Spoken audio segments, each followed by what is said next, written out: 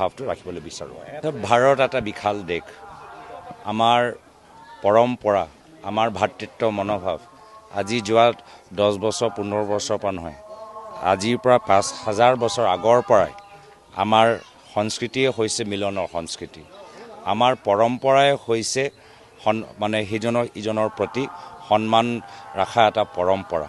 মই নাভাবোঁ কোনো এটা বিশেষ ব্যক্তিয়ে আমাৰ এই 5000 পুৰণি এই যে পৰম্পৰা ভাতৃত্বৰ এই যে মনোভাৱত কিবা তেওঁলোকে বিসংগতি পেলাব পাৰিব। মই আশাবাদী যে সাধাৰণ ৰাইজৰ মাজত, নৱপ্ৰজন্মৰ মাজত যি আজি এটা সুস্থ এটা পৰিৱেশ মই দেখা পাইছোঁ, ৰাইজে বুজি পাইছে, ৰাইজে সকলোৱে কথাবোৰ চাই আছে, কি স্বাৰ্থ এই ধৰণৰ কথাৰ লগত জড়িত হৈছে ৰাইজে বুজি পাইছে। মোক ক'বলৈ মই কিবা প্ৰয়োজন আছে মই নাভাবোঁ। আমিতো সদায় আমাৰ দেশৰ মানুহৰ মাজত সন্মানৰ এটা বাতাবৰণ থাকক তাৰ আমি কামনা কৰোঁ।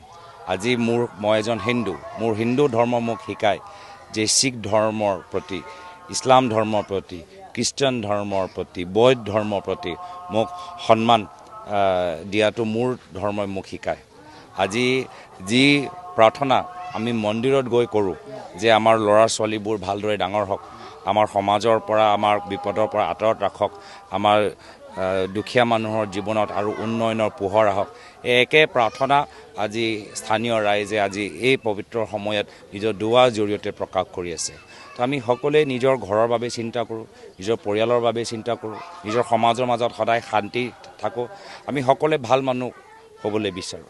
আজি আমি গীৰ্জাঘৰটো সোমাই আমি কি কৰোঁ যে আমাৰ যদি নজনাকৈ যদি ক'ৰবাত ভুল হৈছে তে আমাক ক্ষমা কৰক। আজি সেই ক্ষমা আজি ইয়াত ৰাইজে দুৱাৰ জৰিয়তে বিচাৰি আছে।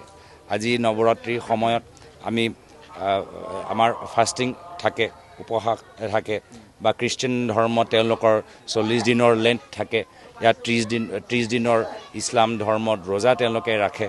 তো আমাৰ এয়াই হৈছে আমাৰ কিছুমান আমাৰ পৰম্পৰা যে আমি প্ৰত্যেক ধৰ্মৰ ভিতৰত দেখা পাওঁ, প্ৰত্যেক ধৰ্মই আমাক ত্যাগ বলিদান কৰিবলৈ আমাক শিকায়।